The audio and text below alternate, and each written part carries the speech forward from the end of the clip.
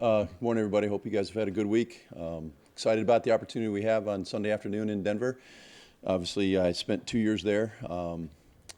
It was not the greatest experience in terms of football, but it's a beautiful place to live and good people, and enjoyed my time out there for the most part. But looking forward to going back and getting a win. What are the challenges for your guys in the altitude? Well, we haven't talked a ton about it, but obviously they know, and we've talked about it enough that they understand the challenges, and you're going to get winded, and you're going to have to use the oxygen, and you have to be smart, and obviously the weather's been pretty poor out there lately. I think it's going to be okay Sunday, but make sure we have the right cleats again. Make sure that the young kicker and young punter don't go crazy, because everybody, when I coached there for 2 years, every opposing punter and kicker used to come in there and just try to go bombs away and try to do something extraordinary because they're going to use the altitude. And I've told our guys, hey, just let the altitude work for you. Don't try to do something that you're not. We got two strong-legged kids, with our punter and kicker, Jamie and Austin, and I think if they go out there and just do what they've been doing and kick at a high level, the altitude will actually help them and rather than hurt them like it does other guys, because it gets in their head a little bit. Like for Austin, for example, like how farther does his range get because of the mile high? If it's not a very windy day, probably 5-6 yards, I would imagine. I mean, pregame will show that, and I think he and I always talk about it pregame, and then I let Freddie know what our range is going in certain directions that day to be safe, whether it's a 32, 35, 38 yard line going one way or the other. And then, of course, at the end of the half or end of the game, you might have to extend that a little bit for obvious reasons to get the game-winning kick or end a half type of kick. But, I would imagine it's probably around 5 yards. And the hang time for a punter could go upwards of, another half a second of hang time. I have no scientific proof of that. I'm not smart enough to figure that part out. But it's been my experience being out there for 2 years that it's amazing how an average punt becomes a 5-0 punt because of the altitude. How much of a problem were the conditions in New England for the kickers, and how did they handle it? They handled it great, and they handled it great throughout the week. They came to me last Wednesday and said, hey, Coach, it's going to be rain in there, 100% chance of rain. So I said, that's probably a pretty good chance. And they went out, we did wet ball drills for the snapper, the punter, the kicker, the holder, all that type of stuff. And we worked on it Wednesday, Thursday, Friday, and they were ready for it. And pregame was crazy. It was really pouring in pregame, and it kind of slowed down a little bit. The balls were getting pretty heavy. They got a little frustrated by that, but overall, I think they handled the conditions perfectly. Both the snapper had a couple little high snaps on punt. Jamie did a good job getting them out of there. Jamie did a great job as a holder and a punter. Austin kicked the ball well, so it was a good day for those guys. How beneficial is it to have, obviously Denzel Ward made the play, but how can that help you guys moving forward? Can it open things up or anything like that? Yeah, the good thing is we've had two different guys block kicks now on field goal. And we don't want to give any tendencies away, because when you give away tendencies, then you're susceptible to the fake. So we're going to keep mixing it up. We're going to keep block sides one way, block sides the other way. The next rep, we have the same look. Try to be sound that way, like a defense would be sound in that regard, to take away the fake opportunities our opponents might think they have against us. But because you have two guys, you can really have two block sides, because 20 and 21 can block kicks for us.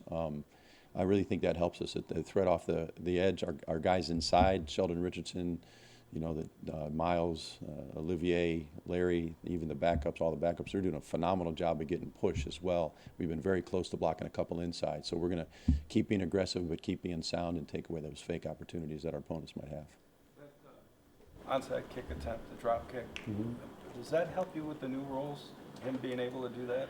I don't know if it's so much the new rules. I think even with the old rules, you could still kick that type of kick, but because everybody's more condensed, maybe. I never really thought about it that way, to be honest with you. But I think that kick can give you problems because the different type of spin, the different looks that he can give. He can give a high bounce. He can kick it low on the ground. He can bloop it over the top. He can kick it the other way.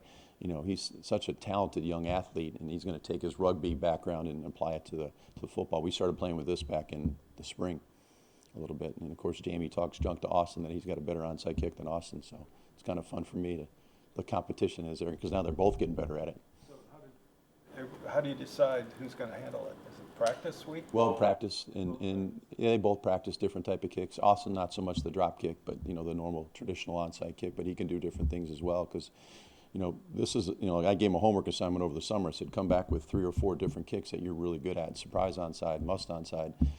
those type of things that they need to perfect so we can, get a chance to win a game at the end. He kicked it probably a little bit too hard, and the ball was, the ground was wet, and kind of had a little bit too much of a spin. But it was a great attempt. It was a good first attempt for him. Now we just got to improve from there. First in field goal percentage, you guys. Can you just talk about what sense of pride you guys probably take in that, and how Austin has really done? Yeah, Austin is a very confident young man. We went again down to the stadium yesterday and got another 20 field goals or so down there. We have him really emphasizing kicking in the dog pound end because the two misses, the two PATs that he's missed this year have been in that end. So kind of get him over that mental hump that says, I can make it no matter what the conditions are, no matter what the winds are, field conditions. I got to go out and execute, especially at home, and then we get those opportunities. But Jamie's done a great job as a holder. Charlie, I've told you guys before, is kind of the glue that holds those two young guys together and does a great job mentoring them. So we got a good group, and they've worked hard. And I'll be honest with you, our field goal protection unit, we had the field goal meeting this morning. These guys are locked in. Denver does different stuff and jumping through the A gap like New England tried the other day. We handled that perfectly. Charlie was communicating that. We got to be ready for all that stuff, and our field goal unit takes a lot of pride in what they do. Before the Ravens game, when Justin Tucker tried that funky drop kick, you said you're going to call the league. So was the difference between what he did and what Jamie did just the fact that he dropped it the one time and then we picked it up? Is that what you were watching? That part, right? You can't do that, obviously. Number one. Number two, the ball as it hits the ground, that's when the foot needs to strike the ball. You can't bounce up in the air and then you can hit it. So the league has come out and said, hey, this is what the rule is. This is how we're going to apply the rule. So we kicked. Most people are going to drop kick. They're going to kick it as the ball hits the ground. Boom! Almost instantaneously after that, they're going to kick the ball. But yeah, what Justin did was not legal. I'm sure they won't do it again. Drop kick thing, is this kind of the workaround because they've changed the rules to basically almost eliminate the onside kick, or at least the success rate with an onside kick? So Right. Is this kind of the work around that now? Yeah, I think no matter what the rules are, you're going to try to get the best kick to give us the best opportunity. The old, little pop-up onside kick, you can't overload it anymore, like you said, because of the rules. And you can match up almost like 4.5 or 5 on 5, 4.5, when the guy's got to take away the slow roller and he's got to be able to block in front of the ball. That's kind of what we do on our hands team. But because of the rule changes, you got to do something different. You have to adapt, like we've adapted. That's kind of what special teams coaches do. We adapt pretty well to the different rules and try to take advantage of the different type of kicks. What prompted Dontrell returning punts on Sunday over Jarvis? I think, Dontrell's been there. He's worked real hard. He's gotten better. I know we got to eliminate the muff. I think, with the skill that Jarvis has as a receiver, you guys brought it up to me. You guys were asking that question a few weeks ago about, having Jarvis back there, having Odell back there. I think we have to pick and choose our spots, and those two guys are still an option. They're always an option. But in the normal course of the game, we felt like, Dontrell was the right guy at that point. But those two other guys they're still there if we need them. You were late, by the way. You have to ask a question when you're late. Sorry, go ahead. Did we win? Did we play last night? Did we win? We're going to go 80-2. We're going to go 80-2. We had 78 more to go. What's that? Callaway, wasn't Antonio Callaway at one point considered a... Yeah, he still is considered a returner. Yeah, and I think when he came back, is that what you're going to ask? Yeah. I didn't put words in your mouth. Sorry about that. I have that. I do that every now and then.